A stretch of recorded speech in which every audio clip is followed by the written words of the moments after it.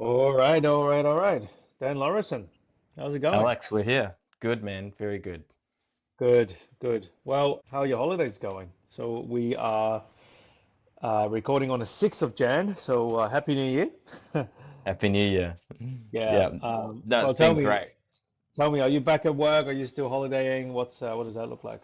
Yeah, first day back today, and just spent the last 2 weeks with family, going up and down the Murray River in Mhm. on the border of New South Wales and Victoria. So that was a lot of fun. We had a good time and lots of family time, which is the best time. I'm currently in Singapore, just doing a little getaway with my family. We're gonna go back to Hong Kong in a couple of days, and then spend another 3 weeks in Hong Kong, then coming back to Australia. So Yeah. Is it warm or raining?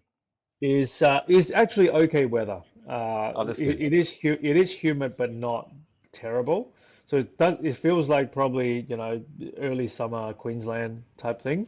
So it's definitely not terrible. It's good. Yeah, excellent. That's great. Yeah. Well, excited to get started and get into the new year.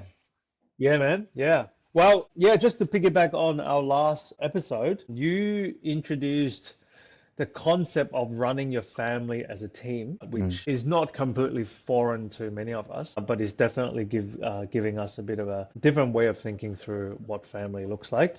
We all work together as a team, and then there's a mission there's a game to be played, there's a mission to be fulfilled, which is really cool.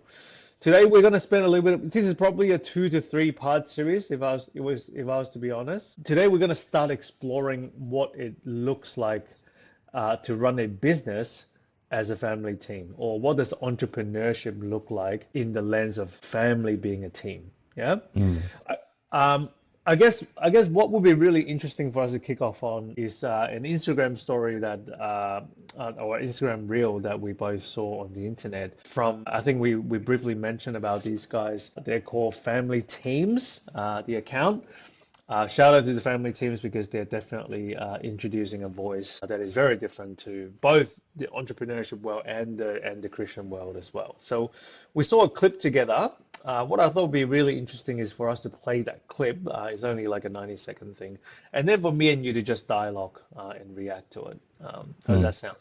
Yep, sounds good. Let's do it. This simple piece of ancient wisdom has the power to remake the world. Imagine a world where instead of kicking our children out when they're 18, they come to work with us in our family business, and then when they get married, we give them a house so they don't have a mortgage, and a family business so they don't have to find a job. And then we teach them an aspect of the family business so that when we die, instead of just giving them money, we give them a mindset, we give them a skill set, we give them a tool set that they can perpetuate the family's wealth instead of decimating the family's wealth. Wow. See, we want our children to leave when they're 18. You know why? Because we're Americans. But the Bible says that then shall a man leave his father and his mother and cleave unto his wife, and they twain shall be one flesh. So biblically, a person leaves home when they get married. Oh, you mean I have to put up with them for that anymore? The reason you have to put up with them is because you didn't train them up. If you train them up, you don't have to put up with them.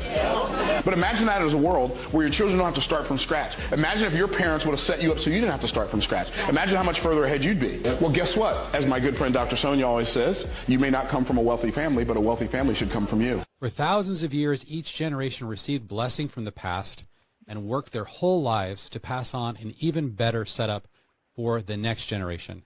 This continued unbroken until the last about 100 years, where we adopted one of the worst ideas in history, the one-generation nuclear family that feels no gratitude for the past and no responsibility for the future. Let's stop damaging our kids and bring back the multi-generational family team.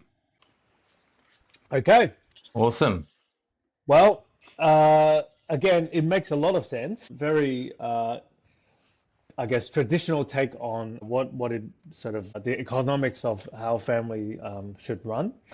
Interested Mm. to hear your thoughts. Obviously, I've got my own version of my thoughts, but I'm really interested to hear your thoughts.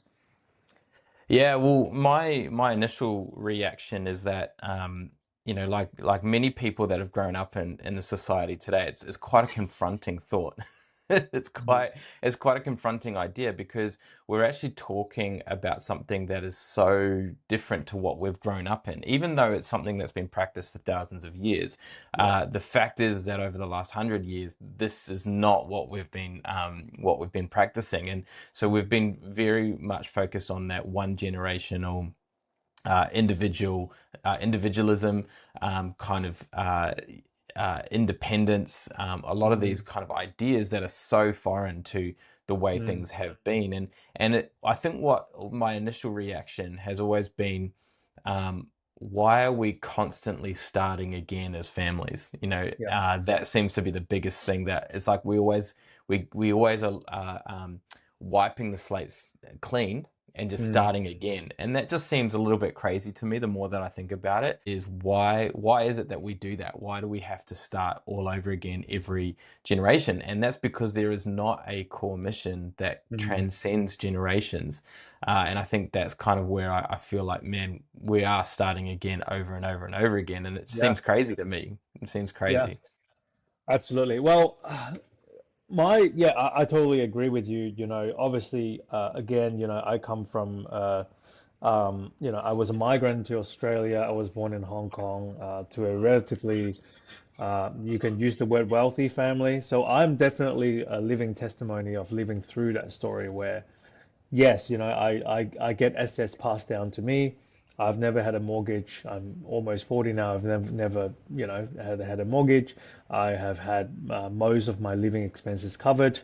I consider that, like, because I'm the one who's lived that story, and it is a massive blessing, but it doesn't make people like me entitled or lazy, or don't have a good work ethic. Obviously, in the video, it talks about, having a family business, working in the family business, being sort of trained through the family business, so that you get to develop your own craft, your own thought process, your own skills and whatnot. That has largely been my story as well. I in a very young age, probably about 10 to 12 years old, I was doing some, I had already started doing errands for, our family business, the real estate stuff, the renovation side of things. Obviously not full time, or not at the scale that my parents used to be, but from a very young age I was already sort of embedded in the family business. And sometimes I get paid, sometimes I don't, but I guess what the traditional values, even learning from other cultures, or even from the Bible, this whole patriarchic thing that we were talking about in the last two episodes, like, is almost there's almost an expectation from the last generation to pass down assets, and it is also an expectations for the following generations, like people like me,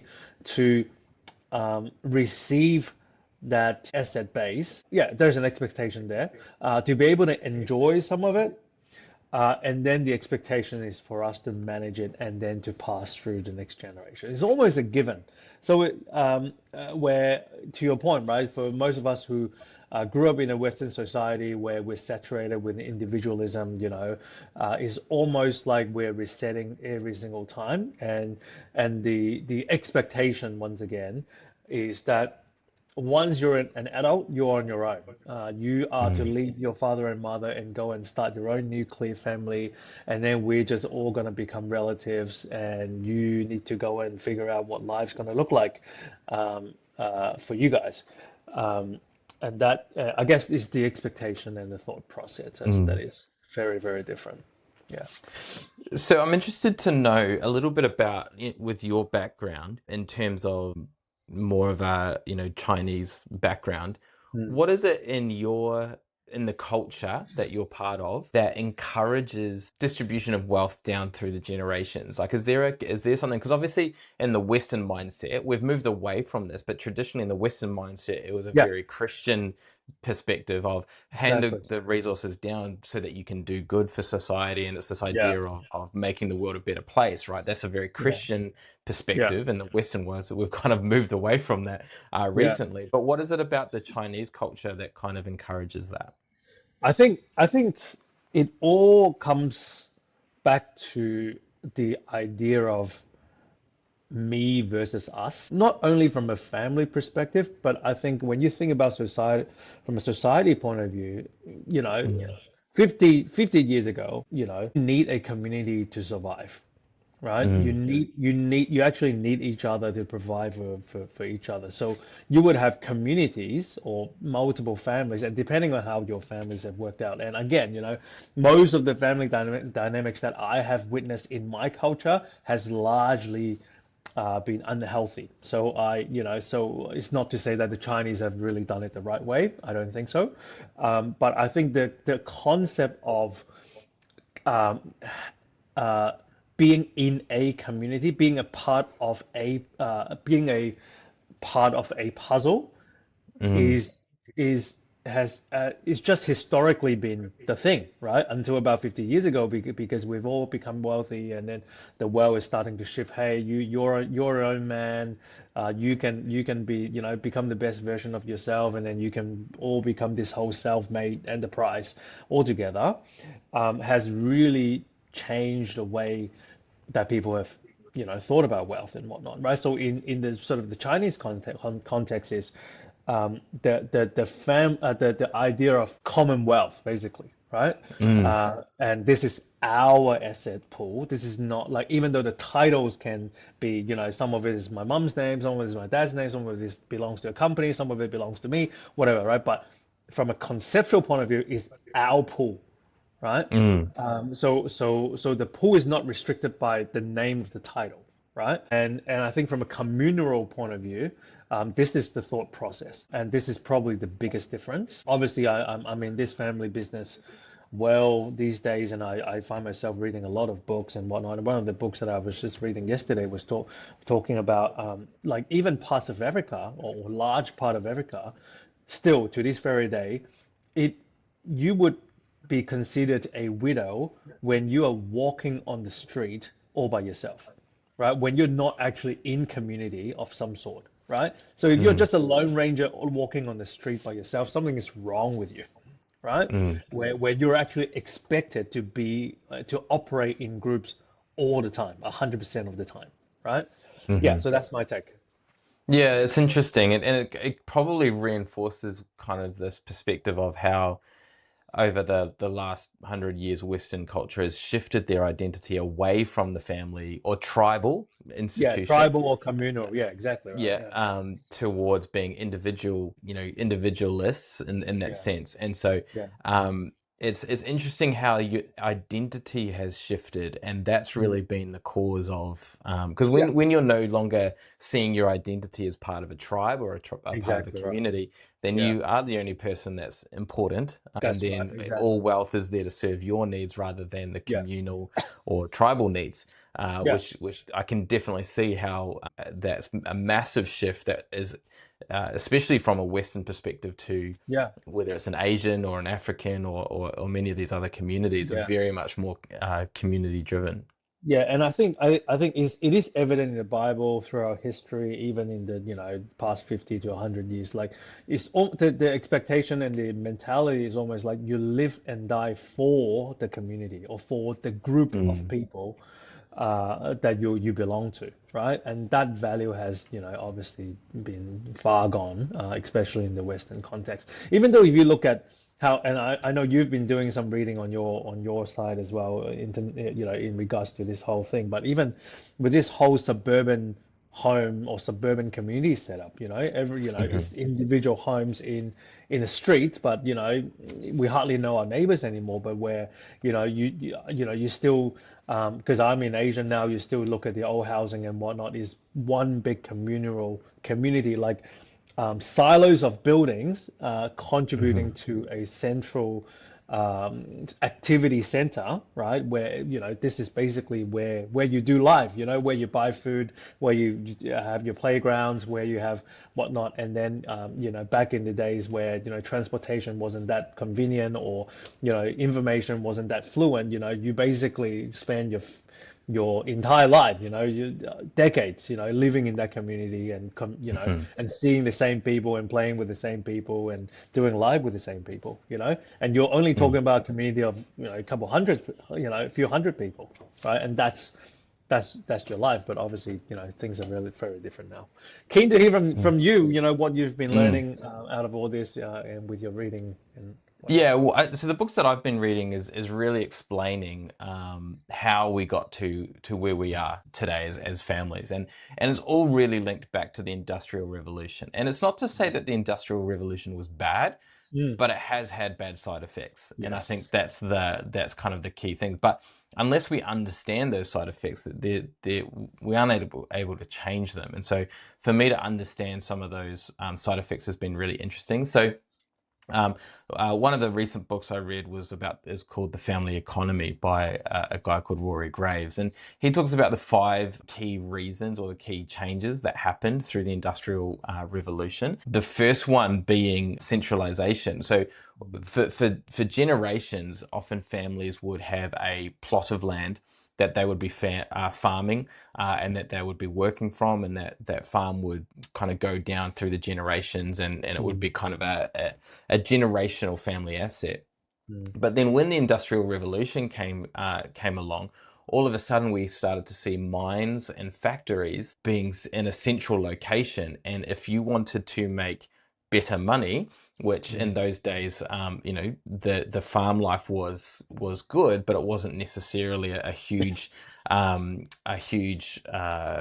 generating operation. You would have to move away from your generational family asset and move to the mine, move to the factory.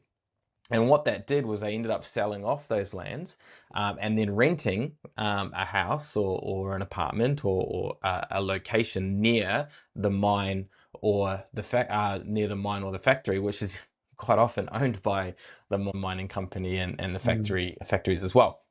So what we saw was a centralization of people moving away from their generational assets into a centralized location. When that happened, we saw an urbanization, which was the second part. So we moved from a country lifestyle, which was a community lifestyle, to a more fractured transactional lifestyle in the city, because in the communities, when we're out on the farms and stuff like that, we were a lot more self-sustaining. We had a community where we would share what we didn't have, so I have a bit more of this. And the whole thing is much more integrated as well, right? You would go to the farm, work the farm, and then come back to the house maybe for lunch or whatever, and then you would go back out on the farm. And then the kids would, sort of play around and all that. It's much more integrated, where now you need to commute to work and then spend 8 hours in a factory when you're totally disconnected from your family or disconnected from, your family. And then you come back to work, obviously you're all worked up and tired and whatnot. Yeah, sorry, I cut you off there. Yeah, exactly, right? So that urbanization, rather than relying on each other, all of a sudden we started to have intermediaries. We had stores, because previously you'd be farming and I have more carrots, you have more potatoes, and there would be some trade between them, right? But now we started to have intermediaries. So rather than having a more reliance on a community, we started to move towards more individualism. And then from there, we also saw specialization, which on the whole, from an economic perspective, it was an amazing thing, because all of a sudden we were more productive. The problem was that when we were on the farm, the kids and the wife and the whole family got involved in all of the jobs, because we're all generalists. And what it meant was that we were all working together, we were doing things together, we were mentoring our kids a lot more, discipling them, supporting them, and we were all learning all of the skills, right? But then when we moved into industrialization, the dad was working in a mine or in a factory with a very specialized role and a very specialized skill set, and the kids can't learn that anymore. Like they're not like, it's not that it breaks down that generalization or generalist kind of ability to then work together as a family. And all of a sudden the dad was now leaving the home, to go to work. He wasn't, in the house the way that he once was, and so there was the breakdown of relationship between the father and the kids as well, and the father and the wife as well. So we started to see specialization separating the family as well. Then we had mechanization, which was where we had technology. And the interesting thing about technology was that it actually allowed untrained women and children to be able to produce the same product that a master craftsman who had a 10-year traineeship or apprenticeship was able to produce. So all of a sudden, women could now earn significantly more by being in the workplace than being as a homemaker. And so there was a big recruitment of women and children into the workforce when they started to realize, well, we have the technology for them to be able to do the same work as men. So then that created more, mums being in the workforce as well, which is where we had to come up with the idea of what do we do with the kids, which is where the schooling system started to come through, right? Which is where we're like, okay, well, mum and dad's and now at work. childcare. Yeah, exactly. So then there becomes that. And then the last one was what they call atomization, which is from social to solitary, and the declining of social attachment. So more individualism, focusing on meeting your own needs rather than the community needs, and a lot more economic independence came through all of this as well, and it became about individual consumption, free from relationship with others. So and all of this created huge economic prosperity through the Western world, and had a huge impact on poverty and all of those things. But unfortunately, what I feel is that it's left a lot of us, or a lot of our communities, relationally bankrupt. So we've got all this economic prosperity, but relationally we're more lonely. We've got more mental health issues. We've got more suicide and all sorts of mental health challenges because we have lost so much of that relational connection. And so I think that's where I've started to realize, going, okay, well, how do we get back to a place where families have got that connection, and even the concept of a household, it doesn't mean that every person has to be a specific family member, but we do need to create much more tighter communities that support one another, especially into this new world. Yeah. Well, it all makes a lot of sense, and it is very similar to a lot of the studies, the research, the reading that I've had over the years. Is definitely industrialization. Definitely has played a part of our economic prosperity. But yeah, to your point, I love how you've put it. It has left a lot of us relationally bankrupt, or a lot of the traditional good values have been compromised, right? I guess not even the million, is the $1 billion question or the $1 trillion question, right? Is what is the future like now that we've understood history? I tend to think that our generation has a tendency to sort of not go back to that, but to find a way out. How do we go about balancing this whole idea of a household or a patriarchic setup, or or even a family office or a family bank going, or a multi-generational family office, while we retain the economic value or the economic prosperity going into the future, especially with the age of AI as well? That's why it's the $1 trillion question, right? What's your take on all of this? Well, I have, it's a theory at the moment. It's certainly not validated yet. But I have a theory that we may be going back to the way things once was. And the reason I say that is that a lot of the reasons for specialization and a lot of the reasons for urbanization, centralization, and the mechanization, so technology, has come to the point where a lot of those specialized skills can actually be done by AI and potentially, robots and these types of things into the future. So we need to be a damn good generalist all over again. We need to go back to being generalists, exactly. And I think that's the crazy part, is that we are so unprepared to go back to being generalists. And I think that's where a lot of people are scared right now about their jobs, because they're going, my job is going to be obsolete. And it's I spent actually, the last 25 years becoming the best accountant I can be, right? yeah. And And then, and now it's like, that's, is my job now going to be obsolete? Well, yeah. maybe that part of your role might become obsolete, but there's so much more of the generalist skills that can be Yeah. utilized in so many different areas. And so I do feel that there's we're actually having we're freeing up to have created the economic prosperity through Mm. the industrial age, but we're actually created so much technology and Mm. prosperity that we should be able to move back to being more generalists and more Wow, family orientated because we've got the technology to do it now. that's I great think it's insight. going to be a massive paradigm shift for Yeah.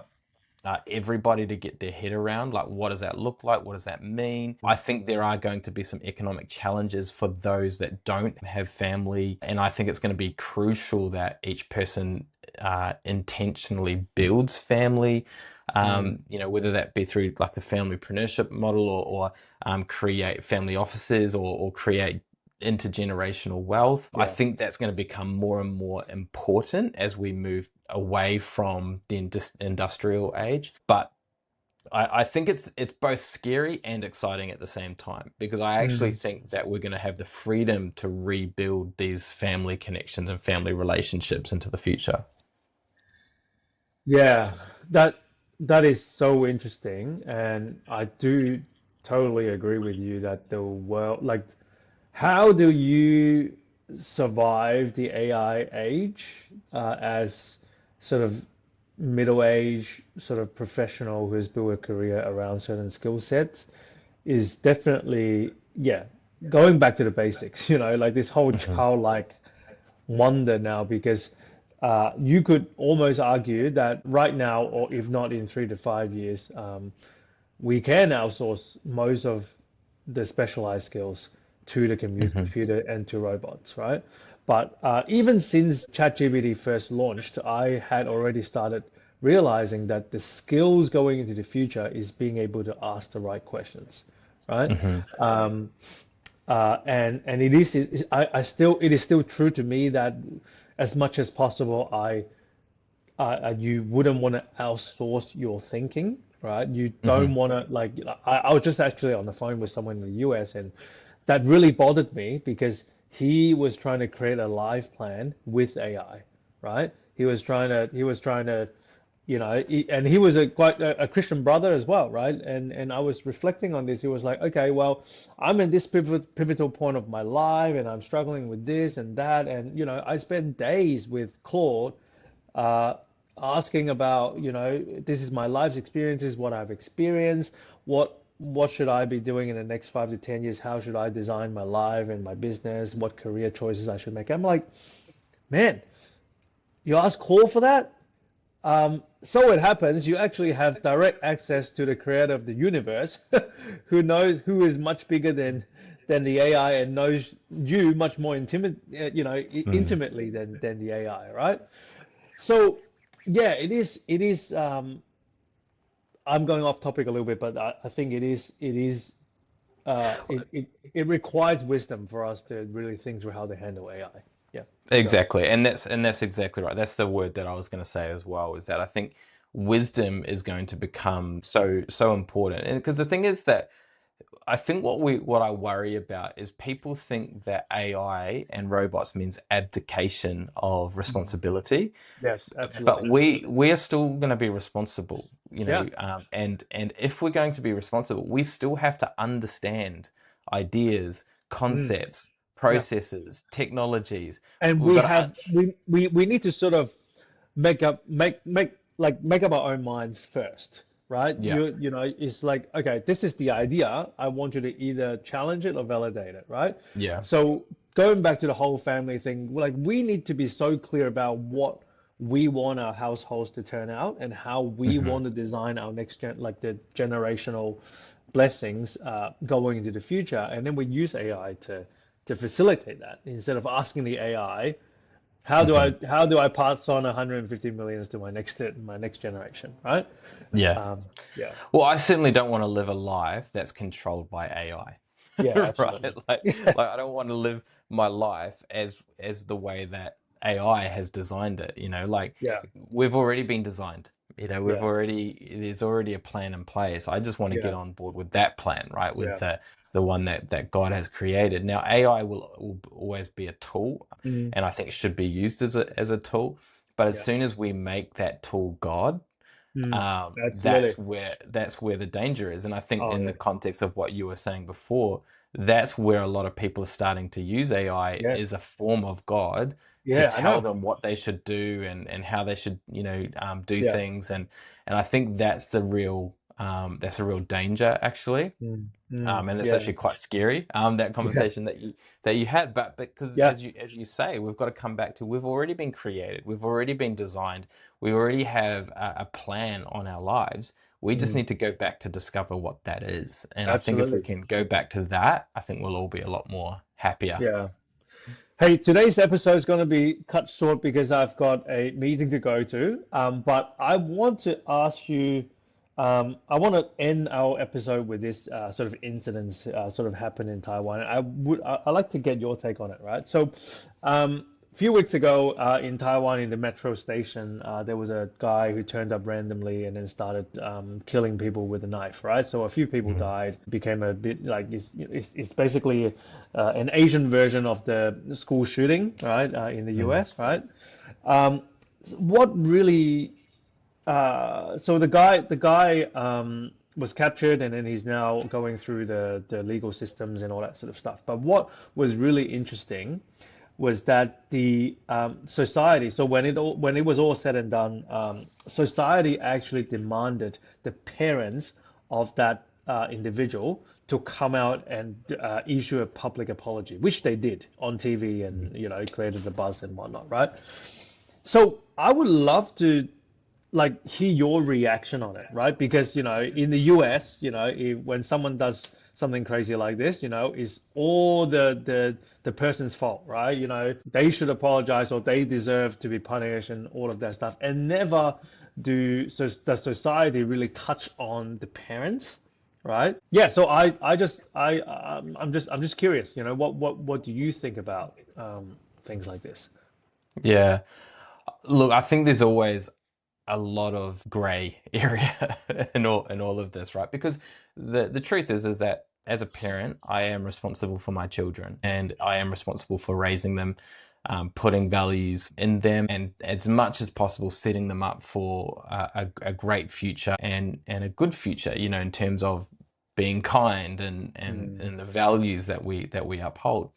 Yeah. However, in saying that, they also have free will, and God created us, and yet we have gone and done some dumb things as a part of that as well. So there's part of it where I'm like, yeah, there's some responsibility there, but there's also responsibility on the individual because they have gone and done, something. We don't know what the reasons for it. Maybe it was mental health, maybe it was drugs, maybe it was all sorts of things that could have contributed to that person. So I don't think that the responsibility is solely on the parents. I think that would be unfair. But in saying that, if it was my child that had done that, I would probably want to apologize too, and take some responsibility in that situation. But I don't think it's necessarily all their No. responsibility Yeah, either. but I guess my observation is it's almost like society's trying to look for a scapegoat to sort of resolve or bring this matter to an end, and the parent, then there's an expectation from society that when your offspring does something wrong, the parents have a huge responsibility to society, to be responsible or to respond to society, right? Again, there's no right or wrong. Personally, I do think it is quite extreme. But to your point, because there is a certain level of free will and agency that our kids or life choices that they'll have to make on their own, right? So yeah, it's all interesting. Yeah, no, it is. It is interesting, and I think we all have that responsibility, Yeah. and the decisions that we make today do filter down to our children. So, as you Yeah. say, there is some responsibility for all of us, but then at the same time, we also have free will. So, Yeah, absolutely. Dan, it's a pleasure. Today's episode is quite short, but yeah, we will continue this. As I said at the start of the episode, this is definitely going to be a 2 to 3 part series. So, looking forward to our next conversation. Sounds good. See you later, Alex. See ya.